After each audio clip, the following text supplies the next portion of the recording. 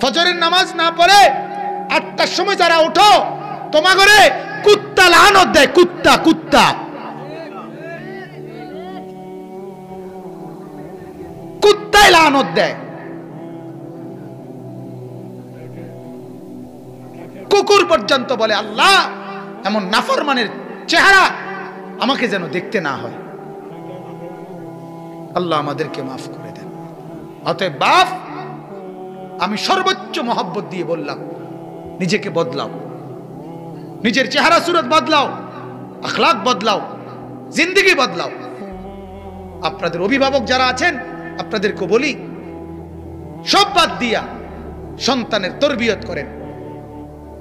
শুধু বিল্ডিং, শুধু বিল্ডিং, শুধু বিল্ডিং, শুধু দালান, শুধু দালান, শুধু টাইলস আর টাইলস, শুধু বাথরুম আর বাথরুম, শুধু বাতকতুড়ি আর টয়লেট, এটাই শেষ। টয়লেট আরেকটা বাড়াইয়া দাও, খানার পরিমাণ বেশি, শুধু টয়লেট।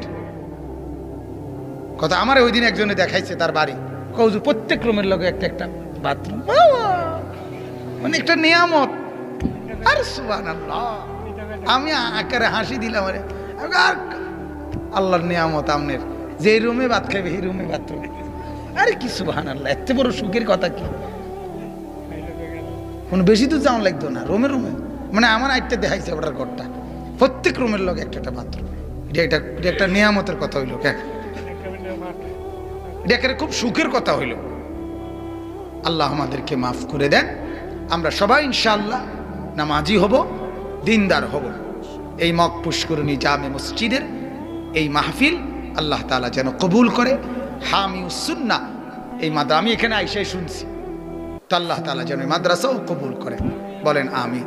যত ছেলে আসছো বাজার, অনেক ছেলে বসছো, আমি দিল থেকে দোয়া করি বাপ, আসলে তোমারে লজ্জা দেওয়া এটা আমার উদ্দেশ্য না, তোমার বিবেক জাগানো, তোমার ভিতরে আখিরাতের ফিকির জাগানো উদ্দেশ্য। যুবকদেরকে আমি খুব মহব্বত করি, আমার স্বপ্ন, আমার সাধনা এটা, আমার দিবা নিশির মেহনত এটা। মুসলমানের নওজওয়ানরা জেগে উঠবে আগামী দিনে মাহাদির পক্ষে, দাজ্জালের বিরুদ্ধে মুসলমানের ইমানদার নওজওয়ান ইনশাআল্লাহ জান বাজি রেখে লড়বে ইনশাআল্লাহ।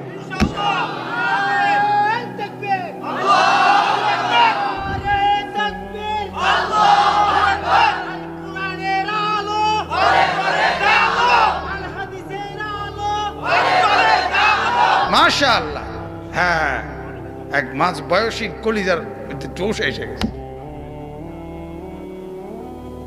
তোমরা যদি জাগো ইনশাআল্লাহ মাহাদির পক্ষ শক্তিশালী হবে, ঠিক না? দাজ্জাল কিন্তু যুবক, হাদিস এটা স্পষ্ট, ইন্নাহু শাবুন, নবীজি বলছে দাজ্জাল হবে যুবক। তাহলে দাজ্জালের মোকাবেলায় মাহাদিও হবে তাগড়া যুবক, মাহাদির পক্ষে লড়বেও যুবকরা ইনশাআল্লাহ।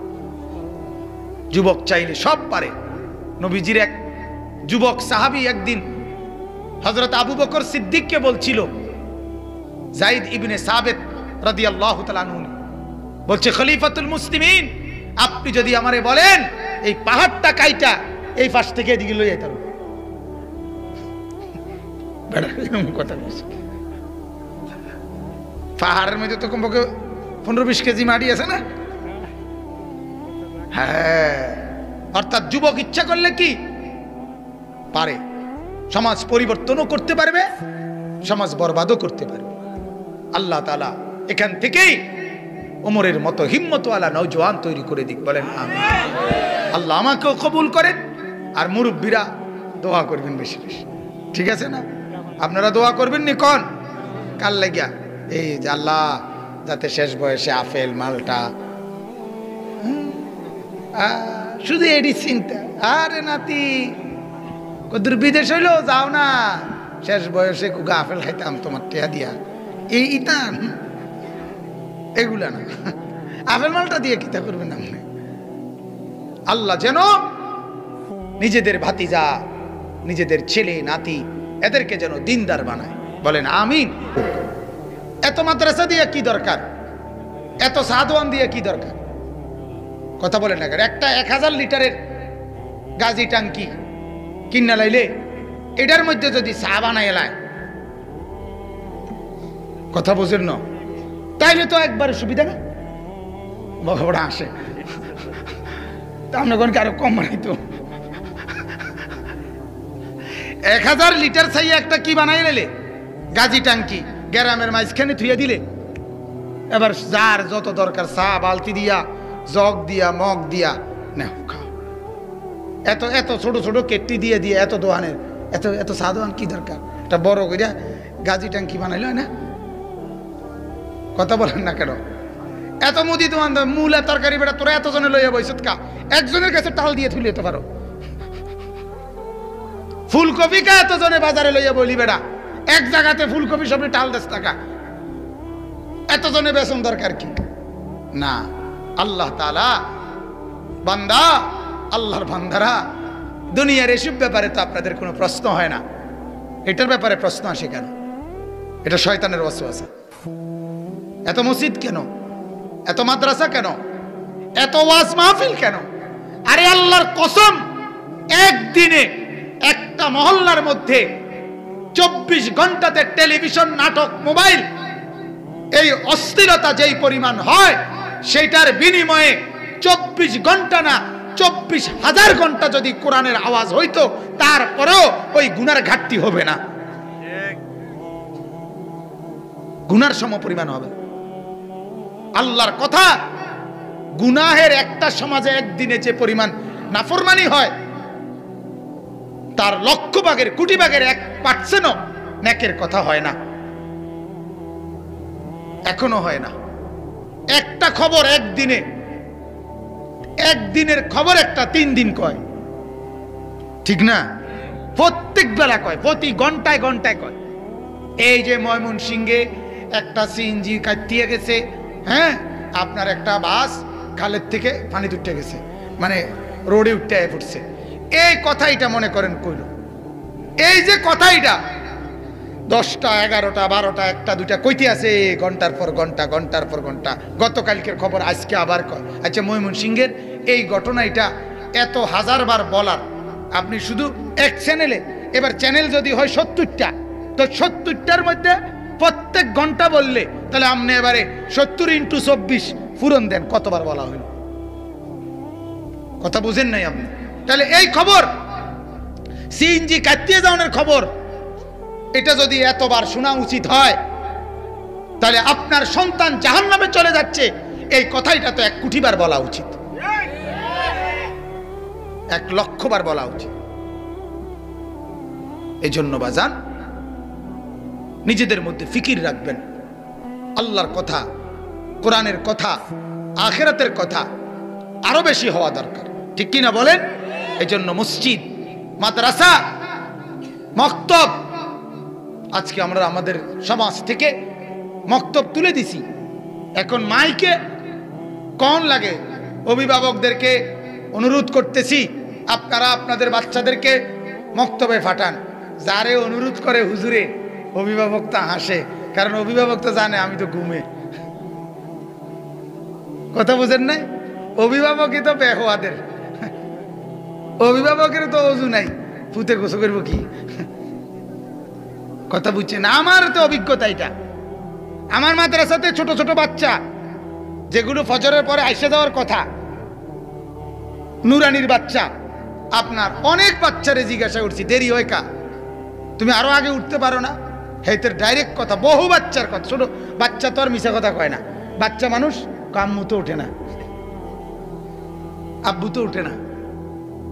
হ্যাঁ, তাইলে যে ঘরের মা বাপ নাফরমান, বেনামাজি, সে ঘরে আখিরাত আসবে কোত্থেকে? আল্লাহ আমাদেরকে মাফ করে দেন। অতএব আমি মূলত এই আয়াতটাই এজন্য আপনাদেরকে বিস্তারিত বললাম। আল্লাহ তাআলা আমাদেরকে আমল করার তৌফিক দান করুন। দ্বিতীয় আয়াতটার শুধু তরজমা বলি, ওমান জাআ বিসাইয়্যিআ, এইবারের উল্টো আল্লাহ বলেন, যে একটা গুনাহ করবা, কয়টা? আল্লাহ বলে, যদি মাফ না করায় নাও, তওবা না করো, ইস্তেগফার না করো, তো মনে রাখবা, শুধু যদি আমল নামার মধ্যে একটা গুনাহ থাকে, একটা গুনাহ, তো এটার কারণেও তোমাকে উপর করে ফাকুব্বাত ওয়ুজুহুহুম ফিন্নার, তোমাকে উপর করে মাথা নিচের দিকে দিয়ে দুই পা উপরের দিকে সোজা করে এরপরে তোমাকে জাহান্নামে ফেলা হবে। এইটা আয়াতের অর্থ। আর এই উপর করে আরো কিছু কার্যক্রম আছে। প্রথমে জাহান্নামে ফেলার আগে প্রথমে উপর করানো হবে, মানে মাথা নিচের দিকে, পাও কোন দিকে? উপর দিকে। এরপরে বান দেওয়া হবে, ফাগুল্লুহু, আল্লাহ বলেন বান দাও, ফেরেশতাদেরকে বলবে এটা শক্ত করে বান দাও। এরপরে আরেক আয়াতে আছে ইয়াসলাহা মাদমুমান, বেজ্জতি করা হবে, সবাইকে বলা হবে এই নাফরমানের দিকে তাকান, হাসরবাসী এই নাফরমান আল্লাহর নাফরমানি করছে, তার জন্য তার আজকে জাহান্নামের শাস্তি নির্ধারিত হয়েছে, তাকে এখন জাহান্নামে নেওয়া হবে। এটা তার বেজ্জতি, মাজমুমা। এরপরে মাদহুরা, এরপরে তাকে লাথি দেওয়া, এক এক লাথির লগে সামনে গিয়ে পড়বে, আরেকটা শর্ট দিবে, আরেক শর্টে আরেকটু, এভাবে শর্ট দিয়ে লাথি দিয়ে দিয়ে জাহান্নামে ফেলা। আল্লাহ আমাকেও মাফ করে দেন। এজন্য বাপ মনে রাখেন, ওমান জাআ বিসাইয়্যিআহ, একটা গুনাহ, নজরের একটা গুনাহ, হাতের এক একটি গুনাহ আল্লাহর কাছে হিসাব দিতে হবে। কত যুবক আছো বাজান, রাত অনেক হয়েছে, একটু ভাবো আজ কতদিন ফজরের নামাজ পড়ো না। কত যুবক, কত মুসলমান রিক্সা চালায়, অটো চালান, সিএনজি চালায়, মুদি দোকানদার, চা দোকানদার, পান দোকানদার, চাকরিজীবী, ব্যবসায়ী, আহা এক ওয়াক্ত নামাজ পড়ে না, আছে না? কথা বলেন না, একবারও মালিকের কথা মনে হয় না। আল্লাহ তাআলা যেন ওই বান্দাকে জিজ্ঞেস করে, মা গাররাকা বিরব্বিকাল কারীম, আহারে বান্দা কেন রে তুই আমাকে ভুলে গেলি, কেন রে ভুলে গেলি, আমি কি অপরাধ করছি বান্দা? আহ, মা যদি বলে এই কথা, মা, দুনিয়ার মা যদি কোনো সন্তানকে বলে, বাপ 9 মাস পেটে ধরে আমি কি অপরাধ করছি, আজ আর আমারে চেনো না, 2 বছর দুধ খাওয়াইয়া আমি মা কি অন্যায় করছি, আমারে আর এখন চেনো না মা। তাহলে তো যার কলিজা পাষাণ, পাথর দিন, সেও তো মাথা নোয়ায় ফেলবে, কি বলেন? আরে সেই মালিক আল্লাহ তো বলে, বান্দা আজ সারা দিন তোমার হাত, পা, চোখ, নাক, কান সবগুলো অঙ্গ প্রত্যঙ্গ আমি সচল রাখছি, সূর্যের আলো দিয়ে পৃথিবীটাকে সাজিয়ে দিয়ে আমি কি অপরাধ করলাম যে কারণে আমি একটা সেজদা পেলাম না? যুবক কি বলো, বলো না ভাইয়া, তোমরা যারা বসছো বাজান তোমরাই কও, যদি লজ্জা থাকে, যদি হায়া থাকে, যদি বুঝ থাকে, আর যদি কলিজারে বন্ধ করে ফেলো, কলিজা যদি মোহর মাইরা লাও, তাহলে তার হবে না। যে দিলে মোহর মেরে যায়।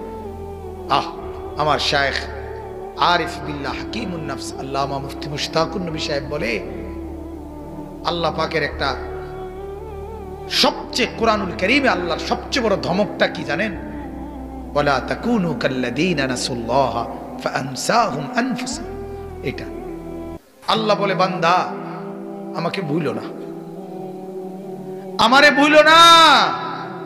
যদি ভুলো, ভুলতে ভুলতে একদিন আমি আল্লাহ তোমার নিজেকেই তোমাকে ভুলাই দেব। আর তুমি যে মানুষ, তোমার যে আখিরাত পরকাল আছে, কবর হাসর আছে, এটাই তোমার। তাইলে সুদ হালাল না হারাম? আর এমনি ব্যবসা হালাল না হারাম? তাহলে ব্যবসা হালাল করছে কে? সুদ হারাম করছে কে? তাইলে এই দুইটা কথা সমান সমান হইল না? এখন আমার কাছে মনে হয় যে সুদ খায় তার কাছে কুত্তা আর ছাগল এক কথা। এক কথা না? সুদখোরের কাছে কুকুরের গোশত আর ছাগলের গোশত কি বরাবর। যদি বলে না আলাদা, না আলাদা না, কারণ দুইটা আলাদা তুমি বানাইছে তো আল্লাহ, তো সেটা যেহেতু তুমি এখানে মানো না, তো ওইখানে মানবা কিতা? অতএব এটা খুব ভাবা উচিত। আল্লাহ বলেন আমি বানাইছি তোকে মানুষ সেজদার জন্য, গোলামির জন্য, বন্দিগির জন্য। যেদিন তোর থেকে বন্দিগি ছুটে যাবে, ইবাদত ছুটে যাবে, তুই আর মানুষ থাকবি না। তখন কি হয়ে যাবা? জানোয়ার। এই জন্য বাপ, সেজদা ছাড়া, ইবাদত ছাড়া, বন্দিগি ছাড়া মানুষ মানুষ হয় না, ভদ্র হয় না, শিক্ষিত হয় না। এজন্য আপনার আমার কথা স্পষ্ট, তোমরা যারা নামাজ পড়ো না, তোমরা কিন্তু মানুষ হও নাই। এখন সেজদাবিহীন মানুষ হয় না। আল্লাহ তাআলা আমাদের প্রত্যেকটা ছেলেকে নামাজি বানাক। ফিকির করো ভাইয়া, তোমার বিবেকের হাতে তোমাকে ছেড়ে দিলাম। নাই তো দিন রাত পার হয়ে যায়। আমরা শুরু করছি যখন, তখন থেকে এখন 1-1.5 ঘন্টা সময় চলে গেছে না? আমারও আপনাদেরও, ঠিক কি না বলেন? তাহলে আজকে যার এশার নামাজ পড়ে নাই তার রাতও ভোর হবে। আমরা যারা নামাজ পড়ছি আমগো রাতও তো কি হবে? তাইলে দুনিয়া থাইমা থাকে না ভাইয়া, কোনো না কোনো ভাবে দুনিয়া কি হয়ে যায়, চলে যায়। আখিরাত আর হবে না, আখিরাতে আটকায় যাবে। অতএব আল্লাহ তাআলা বলেন, বান্দা গুনাহ মাফ করায় নাও, নেকের পরিমাণ বাড়ায় নাও, তাইলে কামিয়াবি। আল্লাহ তাআলা আমাদের সবাইকে বুঝার তৌফিক দান করুন। আমি যে কথাগুলো বললাম, আমার অনুরোধ, আপনারা আপনাদের বিবিদেরকে, ছেলে মেয়েদেরকে নামাজি বানান। আর যুবক ছেলেরা আবারও বলছি তোমাদেরকে, তো আগার মেয়েরা নেই বনতা না বন আপনা তো বন। এটা আমি প্রতিদিন বলি। তুমি আমার কোনো উপকার করো না, সমাজের কোনো উপকার তুমি করো না বাজার, কিন্তু কমপক্ষে নিজের ক্ষতি তো করো না। তোমার উপরে তো একটু দয়া করো। তুমি তো জাহান্নামের আগুনে কেমনে জ্বলবে? অথবা জাহান্নামের আগুনে বাদ দাও, গুনাহ এবং অশ্লীলতার মধ্যে ডুবে থাইকা মানুষ তোমাকে কদর করে কিনা এটা তুমি একটু দেখো না। তুমি যে উলঙ্গ ছবি দেখো, অশ্লীল ছবি দেখো, নর্তকীর নাচ দেখো, বিনিময়ে মানুষের চোখে তোমার হাঁটতে চলতে মানুষ তোমাকে শ্রদ্ধার দৃষ্টিতে, সম্মানের দৃষ্টিতে, মহব্বতের দৃষ্টিতে তাকায় কিনা তুমি একটু আন্দাজ করো না। তাহলে তো তুমি, আমরা তো টের পাই, চলতে ফিরতে টের পাই না যে আলহামদুলিল্লাহ লোকজন দৌড়ে। আজকা ওই বাঞ্ছারামপুর ওইখানে বয়ান করে নাই, আমি গাড়ির কাছে উঠবো, এক লোক দৌড়াই আসছে, দৌড়াই হুজুর আমি একটা কথা কইতাম। তা আমি বললাম বলেন। কয় হুজুর আমি, আমার মনটা বহুত দিনের আশা আপনার সাথে আমি একটা বুক মিলাম, মানে মহান একা করব। আমি জড়াইয়া ধরছি, হে একবার কাঁদা দিছে। কয় হুজুর আমার অনেক দিনের সাধনা এটা সফল হয়েছে। ওই দিন এক ডাক্তার, আপনার হোমনা গেছি এক জায়গায়, সে অনেক আগে মাহফিল থেকে কমপক্ষে 1-1.5 কিলো আগে দাঁড়ায় রয়েছে, আমি হেরে চিনি। সে আমারে, আমি তারে দেখে যখন থামছি, হুজুর আমার একটা মনটা বহুত দিনের আশা, আপনি আমার মোটর সাইকেলটা করে দূর মাহফিলটা যাইবেন। কি তো হেতে, আমি বলে গাড়ি থুয়ে যাই, নামছি, নাই মেহের মোটর সাইকেলে গেছি। ঠিক আছে বাজান, এক আল্লাহর বান্দা যদি এটা দিয়ে খুশি হয়, আমারও তো নেকি হইব। তো আমার বলার উদ্দেশ্য হলো, মানুষ তো টের পায়, হাঁটতে চলতে টের পায় যে আমারে মানুষ কোন দৃষ্টিতে দেখে, ঠিক না? আল্লাহর নবী বলেন, সামান্য ছোট্ট নেকি কেউ, ভালো কাজ কেউ, একেবারে সামান্য ছোট নেকির কাজটাকেও ছোট মনে করো না। এটা আর আমি করলে আর কিতে হইব না, এটা মনে করো না। আল্লাহ নবী বলেন, ওয়ালাউ আন তালকা আখাকা বিওয়াজহিন তালকি, তোমার সহযোগিতা করার মতো কিচ্ছু নাই, কমপক্ষে তোমার ভাইয়ের দিকে হাসি মুখে তাকাও, একটু হাসি মুখ দিয়ে তাকাও। আল্লাহর নবী বলেন, এটার দ্বারাও তোমার আমল নামায় সাদকার সওয়াব আসবে। এটারও ছোট মনে করো না, আর আঁশ দিলে কি তৈব, দুটা টিয়াও দিতে পারলাম না, আর একটা হাসি দিয়ে না হাসে দাও। বুঝেন নাই কথাটা? 2টা টাকাও দিতে পারলে না, ঠিক আছে, আফসোস করো না, একটা হাসি দাও, তাকে একটু একটা ছোট্ট দোয়া করে দাও, ভাই আল্লাহ তোমার অভাব দূর করে দিক, আমি তো পারলাম না, আল্লাহ তোমারে ধনী বানায় দেখ, আল্লাহ তোমার সংসারে ভরপুর বরকত। একদূর কথাগুলো ক্ষতি আছে কোনো? কিন্তু আমার লাভ হবে নিয়েতে কথা বলেন, আমার লাভ হবে কিনা? আল্লাহ রসুল এটা বলছে। আমার শায়েখ, আমার হজরত, আরো একজন অন্যতম ঢালকানগর হজরত আরিফ বিল্লাহ আল্লামা হজরত মৌলানা শাহ আব্দুল মতিন বিন হুসাইন দামাত বারাকাতুহুম, হজরত বলে, এটা জরুরি কথা বলছে, আমি সেই থেকে এটা আমল করি, অনেক আগে শুনছি। হজরত বলে যে আমরা, আমাদের কাছে বহু মানুষ, সচরাচর মানুষ আমাদের কাছে দোয়া চায়, আপনাদের কাছেও চাচা পরীক্ষা দোয়া করেন, আমরা বলি আচ্ছা। কাকা বিদেশ যাই দোয়া করেন, আচ্ছা। এরম দোয়া চাইলে বহু আচ্ছা আমরা বলে রাখছি, ঠিক কিনা কোন? শত শত আচ্ছা জমা আছে। এখন প্রতিটা আচ্ছা একটা ওয়াদা, ওয়াদা না আপনি না কইলেন আচ্ছা মানে দোয়া করবেন, কিন্তু আপনার সেই ওয়াদা মানে এই যে কইলেন আচ্ছা দোয়া করবেন, করছিলেন নি? তাইলে কত শত কত হাজার আচ্ছা আপনি জমা থইছেন, আপনি সেই ওয়াদাগুলো তো খেলাফ করতেছেন, আপনি তো দোয়া করলেন না। এই জন্য হজরত বলে, ভাই যখনই কেউ দোয়া চায় সাথে সাথে ছোট্ট করে হলেও দোয়া করে দেওয়া, দোয়া করেন, আল্লাহ কবুল করেন, আল্লাহ বরকত দেন, আল্লাহ কামিয়াব করেন, ফি আমানিল্লাহ, আল্লাহ সুস্থ করে দেন, আল্লাহ হেফাজত করেন, আল্লাহ রহমত দান করেন, কদ্দুর কইয়া দেন। আচ্ছা না কইয়া এটার জায়গায়, হ্যাঁ ছেলেটা হাসপাতালে, ভাই দোয়া করেন আল্লাহ শেফা করে দেন, ছাড়ছে না? মানে এই দোয়া হইল কিনা? এটা তাহলে আর আমার ওই আচ্ছার কি রইল না, আমি যে ওয়াদা লইলাম আচ্ছা, এই ঝামেলা তার থাকলাম না, নগদটা নগদই কি দিয়ে দিলাম, ছোট হোক ছোট। আর দোয়া করা এটা তো একটা ইবাদত, দোয়া করা একটা কি ইবাদত। এর এই দোয়াটাও আমি দোয়া করছি তার জন্য, কিন্তু এটা দোয়া একটা ইবাদত না, অতএব এই ইবাদতটাও আমার আমলনামার মধ্যে মিজানের পাল্লায় নেকি হিসেবে উঠানো হবে। তাহলে আমার লস কি? বলেন না, আমার ক্ষতি কি? এই জন্য ছোট থেকে ছোট ভালো কাজ, এক অন্ধকে রাস্তা দেখায় দেওয়া, রাস্তা পার করে দেওয়া, আল্লাহর নবী বলছে সাদাকা নাকি? এক রাস্তা থেকে কষ্টদায়ক, রাস্তার একটা কলার ছিলকা, রাস্তার একটা বাদামের খোসা, একটা আলপিন, যে কোনো কাঁটা, এটা রাস্তার থেকে সরিয়ে দেওয়া, আল্লাহর নবী বলছে এটা তোমার ঈমানের অংশ। পৃথিবীর কোন ভদ্রতা বেঈমানরা শিখায় নাই, পৃথিবীর সমস্ত ভদ্রতা ইসলাম শিখাইছে, কিন্তু ওরা ভদ্রতা নিয়ে ইসলাম থেকে, ইসলাম এইটা কাইটা দিছে, এই কথা বলে না যেটা মুহাম্মদ থেকে নেওয়া, এটা কোরআন থেকে নেওয়া, এটা হাদিস থেকে নেওয়া, বলে নিজেদের নামে, কিন্তু রাত গভীরে নিয়ে যায় আমাদের ইসলাম থেকে। কথা বুঝছেন? এটা হলো মেইন কথা। কারো কাছে, পৃথিবীর কেউ, গোটা ইউরোপ, কোন কাফের বেঈমানের কাছে ইমানদারের শেখার মতো ভদ্রতা কোনো কিছুর দরকার নাই।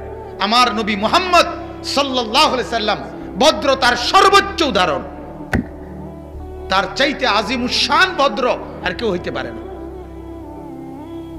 আল্লাহর নবী সাল্লাল্লাহু আলাইহি সাল্লাম, হাদিসে আছে, তাকে যদি কেউ কথা বলতেন ডান দিক থেকে, ডাক দিছে, আল্লাহর নবী পুরা চেহারা এইভাবে ঘুরাইতেন, এবং যতক্ষণ ওই লোক কথা বলে চেহারা এদিকে ফিরাইতেন না।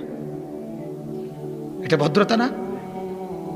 আমরা হ্যাঁ কবি না শুনতেছি তো, আও কদুর এদিকে চান, আরে এদিকে চান না বেটা, তোর কথা শুনলে তো হইলো বেটা, ঠিক না? এরকম করি না? আল্লাহ রসুল পুরা চেহারা ফিরাতেন। রাসূলুল্লাহ সাল্লাল্লাহু আলাইহি সাল্লাম হাত মিলাইলে কেউ মুসাফা করলে যতক্ষণ ওই লোক হাত না সরাইতো নবীজি নিজে হাত টাইনা নিতেন না। কথা বুঝছেন না? এরকম ভদ্র ছিল, এতটা শরীফ ছিল।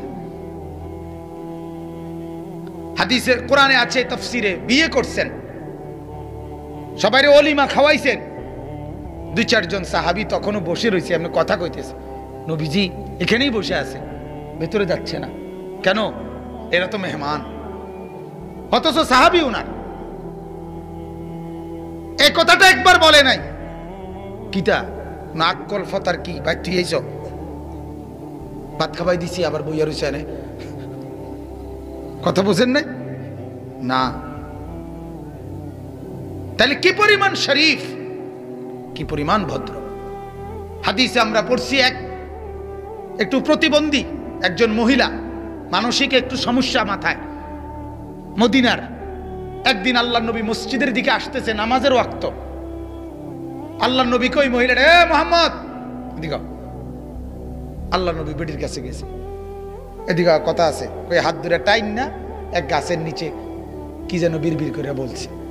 তো আল্লাহ রাসূল সাল্লাল্লাহু আলাইহি ওয়াসাল্লাম মহিলা ছেড়ে দেওয়ার পরে আয়েশা নামাজ পড়াইছে। তো সাহাবীরা জিজ্ঞাসা করলেন, ইয়া রাসূলুল্লাহ, এই মহিলা আপনাকে কি বলল? কিচ্ছু কইছে না, কোনো কথাই বলে নাই, কিছুই কয় নাই, কি জানি বিপদ করছে। তাইলে আপনি এতক্ষণ ওখানে দাঁড়ায় রইলেন? সে তো আমাকে ডাক দিছে। কি পরিমাণ ভদ্রতা, সুবহানাল্লাহ। যার চেহারায় নূর, যার আখলাক নূর, যার গোটা জিন্দগি নূর। হায় যুবক, কারে ছাড়লা, কারে ধরলা, কারে ছাড়লা? হ্যাঁ, রাসূলুল্লাহ সাল্লাল্লাহু আলাইহি সাল্লামের সাহাবী উম্মে সুলাইম, মহিলা সাহাবী, নবীজিকে দাওয়াত দিছে। হযরতে আনাস রাদিয়াল্লাহু তাআলা আনহুর মা, আল্লাহর নবী এশার নামাজ পড়ে এরম বাড়ির উঠানের মধ্যে আইসা দাঁড়াইছে। হযরতে উম্মে সুলাইম মহিলা, আনাস রাদিয়াল্লাহু তাআলা আনহুর মা, দরজা মেলে আল্লাহর নবীর চেহারার দিকে তাকায়া রইছে। আর আকাশের পূর্ণিমার চাঁদ উঠছে, তো চাঁদের দিকে একবার তাকায়, নবীজির দিকে একবার তাকায়। আল্লাহর নবী কিছুক্ষণ পরে বললেন, উম্মে সুলাইম, এটা কি ধরনের মেহমানদারি? আমাকে দাঁড় করায় রাইখা বসারও কোনো ব্যবস্থা না, ডাকারও কোনো না, মেহমানদারিরও খবর না, কি দেখছো? এই কথা বলাতে উনার থিতাইছে, মানে উনি তো হারায় গেছিল। তো চোখের পানি ফেলে বলছি, ইয়া রাসূলুল্লাহ, দেখছিলাম পূর্ণিমার ওই চাঁদ সুন্দর নাকি এই চেহারা সুন্দর? ফাওয়াল্লাহি লা আনতা আহসানু ইনদি মিনাল কমর। আল্লাহর কসম নবী, পূর্ণিমার ওই চাঁদের চাইতে আপনি অনেক বেশি সুন্দর। কাকে ধরলাম? হ্যাঁ আমার বাজান, দাড়ি কাটা এই চেহারা দিয়ে কার মতো সাজলেন? কার মতো? ওয়ালাকাদ খালাকনাকুম সুম্মা সাওয়ারনাকুম। আল্লাহ কোরআনে বলে, বান্দা আমি তোমাকে সৃষ্টি করেছি এবং তোমার শরীরের ড্রয়িং আমি সাজিয়েছি।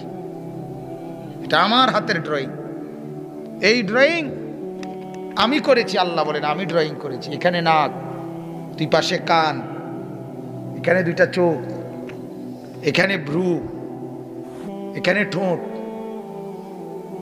এখানে মাথা, এখানে হাত, এখানে পাও। আল্লাহ বলেন, বান্দা এই ড্রয়িংটা, এই সাজটা আমি করছি। কে?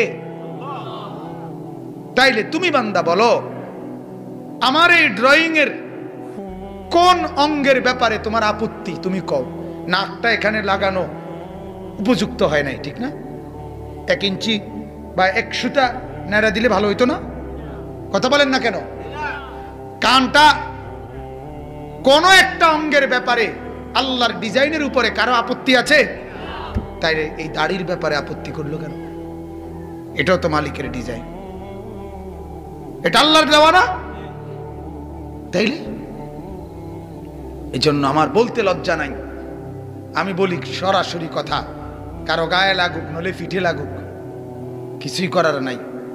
তা আমার কথা হলো, আফসোস হইল আল্লাহর দেওয়া ড্রয়িং লাইরা মানুষ এটা হইতেই পারে যে ড্রয়িং আমি বদলাইছি, আমার বিল্ডিং এর ড্রয়িং আমার ভালো লাগছে না, আমি আরেকজন ইঞ্জিনিয়ার দিয়ে বদলাইছি।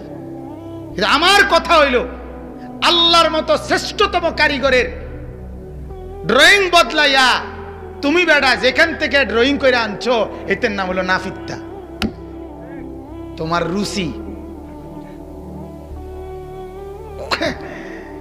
কি বদলাইয়া কিতা করলা, কার থেকে কিতা আনলা?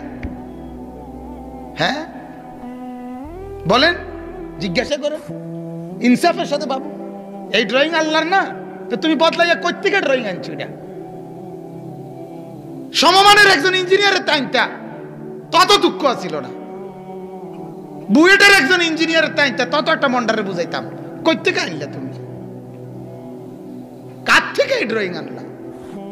আর আল্লাহর সমমানের, আল্লাহর কাছাকাছি, আল্লাহর সমকক্ষ নাউজুবিল্লাহ আছে কি কেউ?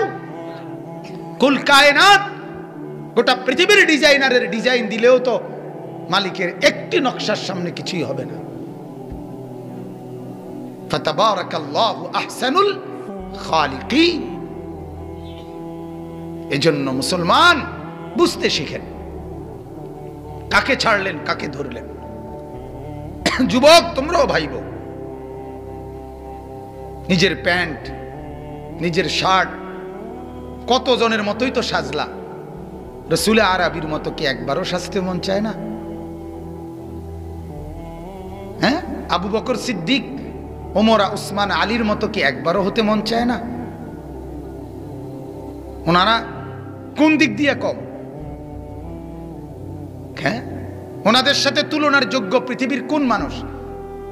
এই নিউটন বলেন, আইনস্টাইন বলেন, কার্ল মার্কস বলেন, লেনিন, মাও সেতুং, হো চি মিন, চে গুয়েভারা, এই যত বিশ্বজয়ী নেতারা, হ্যাঁ যারাই আছে, দার্শনিক বলেন, পণ্ডিত বলেন, পৃথিবীর যা আছে গত 1400 বছরের ভিতরে আবু বকর, ওমর, ওসমান, আলী, ওনাদের বিকল্প বা ওনাদের সমকক্ষ কেডা? কে? ওমরের মতো একটা বাদশাহ পৃথিবী দেখা, পৃথিবী দেখা। আমি ডক্টর আফম ও খালিদ হোসেন দামাত বারাকাতুম হযরতের বয়ানে শুনছি, চীনের প্রাচীরে লেখা আছে, এই মাও সেতুং বিপ্লবী সমাজতান্ত্রিক নেতা বলছিল, যেদিন আপনার সমাজতন্ত্রের বিজয় হয়েছিল সেদিন সে বলছিল, আজ আমাদের এই সোভিয়েত ইউনিয়নে ওমরের মতো যদি একজন মানুষ পেতাম তাহলে নিশ্চিন্তে তার হাতে ক্ষমতা তুলে দিতাম। কাফের, কাফের। তাইলে আমার বন্ধুরা, আমার বাপরা, এটা ভাবেন, নিজেদের মধ্যে নিজেই ফিকির করেন, সাজেন তো সুন্দরভাবে সাজেন, যার সাজ সবচেয়ে সুন্দর ওটা খবর নেন, তার মতো নিজেকে বানান, চেহারা, সুরতে, চুলে, জামায়, পোশাকে নবী পাক সাল্লাল্লাহু আলাইহি সাল্লামের মতো হতে চেষ্টা করেন, সাহাবাদের মতো হতে চেষ্টা করেন, আউলিয়া বুজুর্গদের মতো হতে চেষ্টা করেন। ওনারা পৃথিবীতে অমর। আমার শায়েখ আল্লামা মুফতি মুশতাকুন নবী সাহেব বলে, জুনায়েদ বাগদাদি, ওনার নাম আজও আমরা জানি, যে ওনার আমলের বাগদাদের কোনো শাসকের নাম কেউ জানে না। বাইজিদ বুস্তামি, ওনার নাম আমরা জানি, কিন্তু ওনার আমলের বুস্তাম নগরীর সবচেয়ে ধনী কেডা কেউ জানে না। জানে? পয়সাওয়ালার নাম জানে? জানে না। বিল্ডিংওয়ালার নাম জানে? জানে না। কত মজবুত বিল্ডিং, ওই যে এখন প্রত্নতত্ত্ব, অর্থাৎ সেটা মানুষের জাদুঘরে রূপান্তরিত, কত হাজার রাজার প্রাসাদ আছে না? ওই যে আমাদের কুমিল্লা কোটবাড়ি, বগুড়া মহাস্তনগড়, এরকম বিভিন্ন জায়গায়, ঢাকা লালবাগ আছে না, আগ্রার তাজমহল, সেই রাজপ্রাসাদগুলো দুঃখে দুঃখে চিৎকার করে বলতেছে যে দুনিয়া ধোকা, দুনিয়া ধোকা, দুনিয়া ধোকা। ওমাল হায়াতুদ দুনিয়া ইল্লা লাহবুন ওয়া লাইব। আল্লাহ বলে ধোঁকা, দুনিয়া তামাশা, তামাশা। পৃথিবীর কোন প্রতাপশালীর নাম গন্ধ পৃথিবীতে নাই। আল্লাহকে যে রাজি করছে, গোলামি করছে, তার নামই টিকে আছে। বলেন আলহামদুলিল্লাহ। নূহ নবীর নাম সেই কখন এখনো শ্রদ্ধার সাথে আমাদের কলিজায় আছে, ঠিক কি না বলে? আল্লাহ আমাদেরকে বোঝার তৌফিক দান করে। তাইলে আল্লাহ তাআলা বললেন মান জাআ বিল হাসানা ফালাহু খায়রুম মিনহা, যে একটি নেক কাজ করবে সেটা তার জন্যই হবে এবং আমি আল্লাহ তাকে এর বিনিময়ে অনেক উত্তম বিনিময় দেব। ওয়াহুম মিন ফাযাইন ইয়াউমাইদিন আমিনুন। এরপর আল্লাহ বলেন এবং আমি আল্লাহ তাকে হাসরের ময়দানের কঠিন ভীতিকর পেরেশানি পরিবেশ থেকে নিরাপদ রাখব। হাসরের ময়দান হবে বড় পেরেশানির জায়গা। হাসরের ময়দান মামুর বাড়ি না, নানার বাড়ি না। হাসরের মাঠ শ্বশুর বাড়ি না। হাসরের মাঠ সেই মাঠ সমস্ত নবী যেই মাঠের ভয়ে কাঁদছে, সমস্ত নবী। হাসরের মাঠ আমাদের নবী সাল্লাল্লাহু আলাইহি সাল্লাম পর্যন্ত 5 ওয়াক্ত নামাজের পরে নবীজি দোয়া করতেন আল্লাহুম্মা হাসিবনি হিসাবান ইয়াসীরা। আল্লাহ আমি মুহাম্মদের হিসাব সহজ করে দিয়ে। নবীজি অথচ নবীজি বলছে হাসরের ময়দানে প্রথম সুপারিশ করব আমি, আনা আউয়ালু শাফিঈন আনা আউয়ালু মুশাফফাইন। হাসরের ময়দানে প্রথম সুপারিশ গ্রহণ করবে আল্লাহ আমারটাই। বিয়াদি লিওয়াউল হামদ। হাসরের ময়দানে আমার হাতে থাকবে আল্লাহর প্রশংসার পতাকা। হাসরের ময়দানে আমার জন্য নির্ধারিত থাকবে আলাদা জায়গা, মাকামে মাহমুদ। আল্লাহর নবী বলেন জান্নাতের দরজা প্রথম আমি নাড়াবো, মানে আউয়ালু মান ইয়াকরাউ বাবাল জান্নাহ, আমি প্রথম নাড়াবো। এত মর্যাদা যার, এত মর্যাদা যার, তিনি পর্যন্ত আল্লাহর কাছে বলে আল্লাহ তারপরও ভয় লাগে, তারপরও একটু একটু ডর ডর লাগে, আল্লাহ হিসাব সহজ করে দিয়ে। নবীজি বলছে হাসরের ময়দানে প্রত্যেককে আল্লাহর সামনে দাঁড়াইতে হবে। ওয়াকিফুহুম ইন্নাহুম মাসউলুন। আল্লাহ বলে দাঁড় করো ফেরেশতা, জিজ্ঞাসা করব আমি।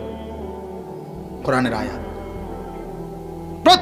প্রত্যেকে এবং আল্লাহ যখন জিজ্ঞেস করবে তখন আর কেউ থাকবে না সাথে। লাইসা বাইনাহু ওয়া বাইনাহু তারজুমান। কোন দোভাষীও থাকবে না, শুধু আল্লাহ আর বান্দা। আল্লাহ তখন আমলনামা হাতে থাকবে। আল্লাহ নবী বলেন আমলনামাটা দেখে শুধু আল্লাহ তাআলা যাকে বলবে ঠিক আছে যাও, আল আরাস ফাকাত, আল্লাহর সামনে শুধু পেশ হবে আর আল্লাহ বলবে যাও।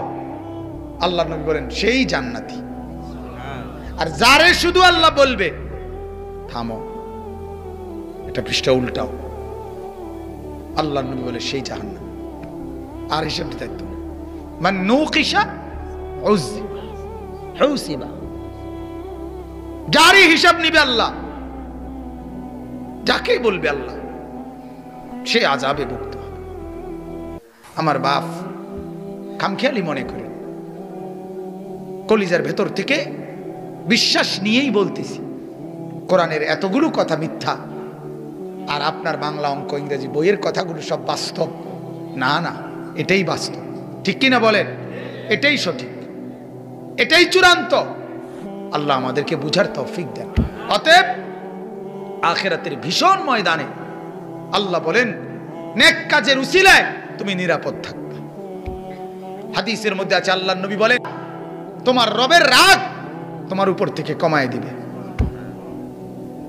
অতএব নেক কাজ বিফলে যায় না। আল্লাহর নবী বলছে ইত্তাকুন নার, ও আমার উম্মত জাহান্নাম থেকে বাঁচো, ওয়ালাউ বিশিক্কি তামারা, যদি কিছু না থাকে কমপক্ষে একটা খেজুরের দানা, আটি খেজুরের দানা চেনেন না, এটা দিয়ে হলেও নিজেকে জাহান্নাম থেকে বাঁচো। এজন্য মনে রাখবেন মুসলমানের সিফাত 1 টাকা হলেও দান করা, 10 পয়সা হলেও দান করা, মুসলমান ফেরত দেয় না, এটা ইমানদার জান্নাতি বান্দা ফেরত দেয় না।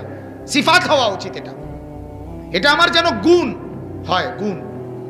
10 টাকাই দিলাম, 5 টাকাই দিলাম, ফেরত দিলাম। এরপরে নবী বলছে আচ্ছা 1 টাকাও নাই, ফামান লাম ইয়াজিদ ফাবিকালিমাতিন তাইয়্যিবা। ওই যেটা বলছি আগে, যদি সেটাও না থাকে তো একটা ভালো কথা বলো। বুঝেন না? ভালো কথা। ওই যে বললাম একটা দোয়া করে দাও, আল্লাহ আপনারে বরকত দেখ, আল্লাহ আপনার অভাব দূর করে দিক, এরকম একটা কিছু বলো, তাইলেও লাভ হবে। কিন্তু মাফ করেন, আমরা ঢুকতে না ঢুকতেই কই মাফ করে, আছে না এই অভ্যাস আমাদের, এবং কপাল ভাঁজ করে ফেলে। হ্যাঁ, মাত্র খারাইয়ে ফেললাম না, আইয়াত বিছেলিস, এই বিরক্ত, কপাল কি বিরক্তি। অথবা আসতেছে ওই হুজুর আইয়ে টিয়ার লাগিয়া, মসজিদের টেকে টিয়া চাইব, মাদ্রাসার লাগিয়া, এই জন্য এমনি ঘুরে গেছে এদিকে। ভাই কিতা কইতে লাগছিলেন, মানে উনি ব্যস্ত, কথা বুঝছেন না। আরেকটা হলো একবারে এহেন থেকে মানে পিঠ দিয়া একেবারে জায়গার থেকে গেছে আইটা ওপরে দেখে, ওই যে খুঁজবো, এই কারণে জায়গায় থেকে সরে গেছে। আল্লাহ বলে এই 3টা আচরণ, কপাল ভাঁজ করা, এরম বাঁকা হইয়া আরেকদিকে ফিরে যাওয়া, জায়গার থেকে সরে যাওয়া, আমার রাস্তায় দান না করে এই 3টা আচরণ যে করবে, আল্লাহ তাআলা কিয়ামতের দিন তার সম্পত্তিগুলোকে আটার কাই বানাইয়া এরকম গোল আগুনে পুড়াইয়া এই 3 জায়গায় দাগ লাগানো হবে। ইয়াউমা ইউহমা আলাইহা ফি নারি জাহান্নাম ফাতুকওয়া বিহা জিবাহুহুম ওয়া জুনুবুহুম ওয়া যুহুরুহুম, পিঠে, কোমরে, কপালে। হাদা মা কানাসতুম লিআনফুসিকুম, আল্লাহ বলবে এগুলো হলো সেই সম্পদ যেগুলো জমা করে রাখছো, দাও নাই, এই জন্য দান করবেন। আপনাদের মহল্লায় মাদ্রাসা হামিউস সুন্নাহ নামে চালু করা হয়েছে, আপনারা সন্তানও দিবেন, সহযোগিতাও করবেন, বলেন ইনশাআল্লাহ। 10 জন বাচ্চা পড়ুক, কোনো অসুবিধা নেই, 20 জন বাচ্চাই